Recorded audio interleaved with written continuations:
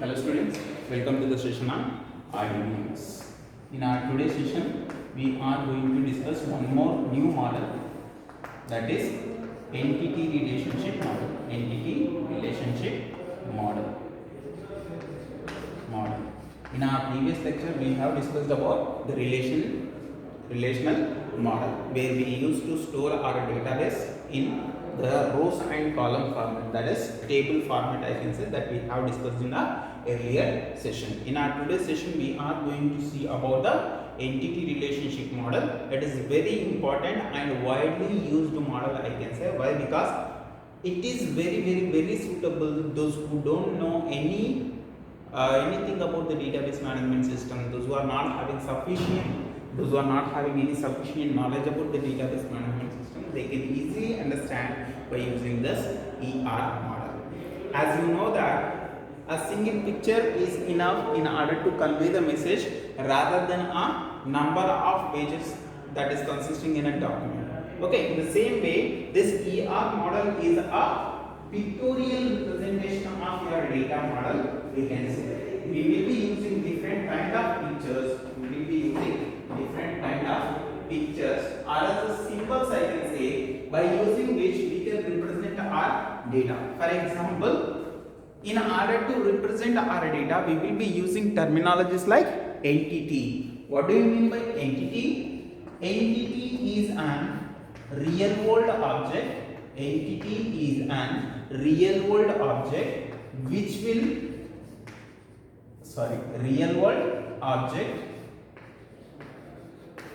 can be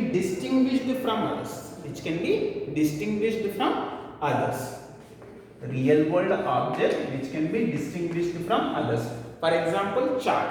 Chalk is a different kind of object in the real world which can be distinguishable from other objects. Duster, it is an object and that is an entity. Student is an entity. Faculty is an entity. University is an entity, right, which can be distinguished from others. They are nothing but your entities. Here in the relational model, we used to have a table, but in this particular model, we will be using what? Entities, and we will be showing the relationship among these particular entities. That is the reason the name has been given like entity relationship model. Now the entity is real world object that can be distinguishable from others. Now coming to the next point, that is a relationship. This we have studied in a previous model itself. What is the relationship? Relationship is nothing but the association between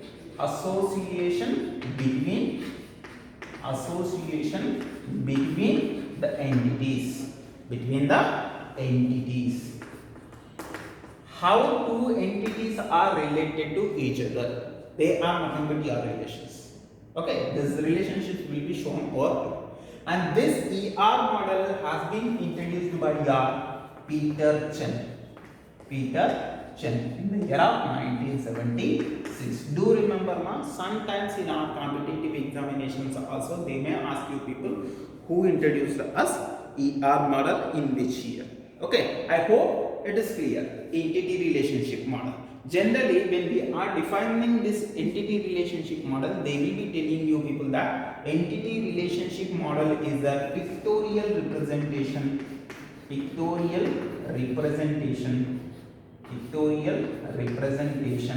of your database. Why they are saying pictorial? Already I told you people, we will be using different kind of symbols in order to represent our databases. Those symbols we will be discussing. This entity relationship model will make us easier to understand our databases by using the pictures, I can say. Okay, in this you need to understand what is entity now, what is relationship, what are the symbols that we are going to use in this particular model. Now, you people might have understood entity. Entity is a real world object which can be distinguishable from others. For example, student is a different entity, customer is a different entity, bank is a different entity, mobile is a different entity, like that. Okay, now see this entity in this particular relationship model, entity will be represented with a rectangular box. As I told you people, we will be using different kind of symbols. In that, the first one is rectangular box is used, and in the center of this box we will be mentioning the entity name. For example, customer. Customer is an entity. Customer will be having his own characteristics, his own attributes, I can say. Those attributes will be represented with this symbol. Okay, this particular symbol is used for entering the attributes or the characteristics of the entity, I can say. This particular symbol is used for entering the characteristics. Sometimes you people can compare this particular thing with your table. If say suppose if there is a customer table, customer ID will be there, customer name will be there, and complete table will be called as customer table. In the same way, customer is an entity. Customer will be having a characteristic like customer ID, customer name, customer address, and so on. These all things can be considered as your attributes or as the fields that we have considered in the case of relational model. Okay, these things will be represented with this ellipse symbol. Ellipse symbol is used for representing the characteristics of your entity, I can say. And after this, already I told you people that we will be representing the relationship among the entities. Consider this as an entity. Customer is an entity. And if say suppose if I am having one more entity called car. What it is? Car. Car is also having its own characteristics like car ID, car name, model, so on. We will be having a lot of details about the car. See, now this is a different entity, this is a different entity. Now how we people will represent the relation in case of ER model is by using a rhombus symbol. This symbol is used for mentioning the relationship between these two entities. Now the relation is customer owns a car, customer buys a car. Okay, like that we will be having some relation towards customer and car. In order to show that relation, we are using what? This rhombus symbol. That rhombus symbol will mention you that we will be having two side entities, and we can have even number of more number of relationship for that particular relation also. And this relation will be shown you people by the notation like chain notation.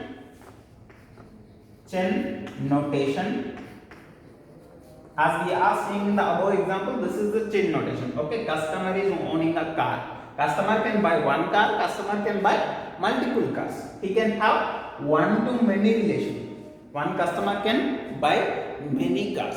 Many cars can be owned by one customer. Okay, many cars can be owned by many customers. He will be having lot of relationship among the entities. Chain notation will represent like this. Okay, and Crowfoot notation will be there, ma'am. Crowfoot notation. It will be represented like this. It will be starting with the entity, and it will be represented like this, and it will be representing the notation like this. Crowfoot, how the Crowfoot's notation will be there now? Three symbols will be taken, and that will be giving you the things. Customer can buy cars. Like this, we will be using different kind of notation in order to represent the relation, I can say. Okay, and after this, you see, ma, there is a relationship between your entity to entity, but it is not mandatory that every time your entity should have a relation between your next entity.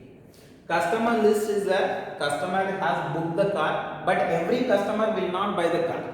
Sometimes one customer will book the car, but he won't buy the car.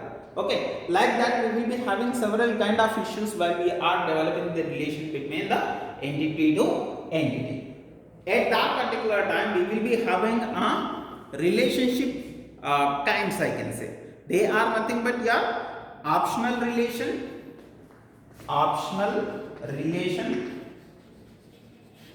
and mandatory relation.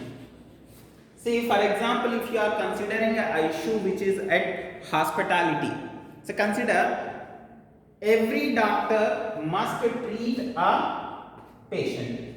It is not a kind of statement I can say. Sometimes we will be having doctors who are specialists in ears, right? Every day there will be no patient who is having a ear problem. So every doctor will not treat any patient exactly every day, okay? But every patient who comes into the hospital must be treated by whom? Doctor.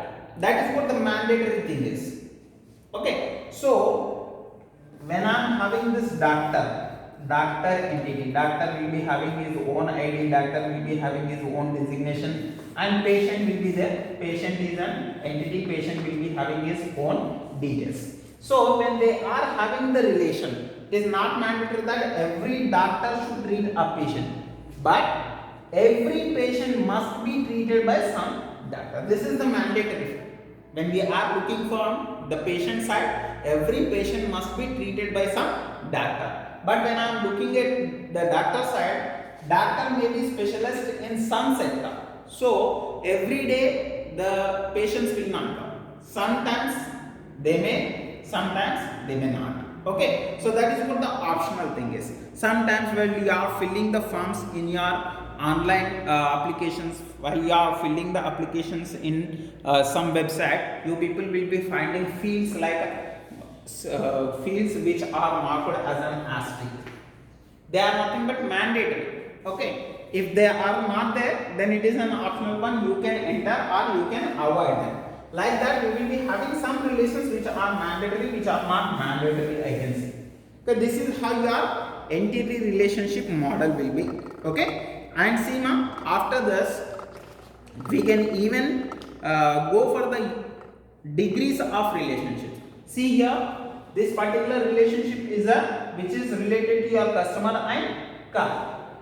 This car can be owned by some showroom. Showroom will be having his own details now. Showroom. So even this own can have some more relation. Like that, depending on the number of entities which are related to that particular relation, we will be having degrees of relations. So consider if there is a course. Course must be completed by itself. Okay, completed is a relationship. Course is completed by itself. Okay, so this is having relation to itself. It is not having any other relations.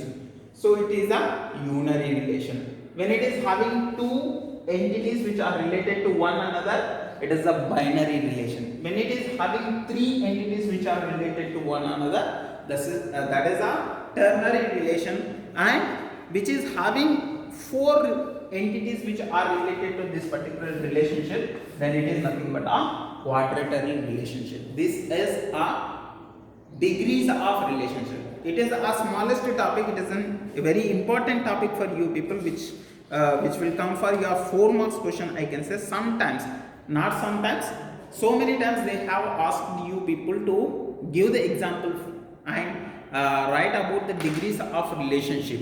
Okay, so when they are asking about the degrees of relationship, try to explain them unary relationship and binary relationship and ternary relationship and then quadratary relationship. Okay, why? Because it is very important. When you are having only one entity which is related to itself, that is a unary one. When you are having two entities which are related to one another, then it is a binary one. When it is having three entities which are related, then that is a ternary one. If it is having four entities related to it, then it is a quadratary relationship. I hope it is clear to you people. That's it for now. See you in the next one. Thank you.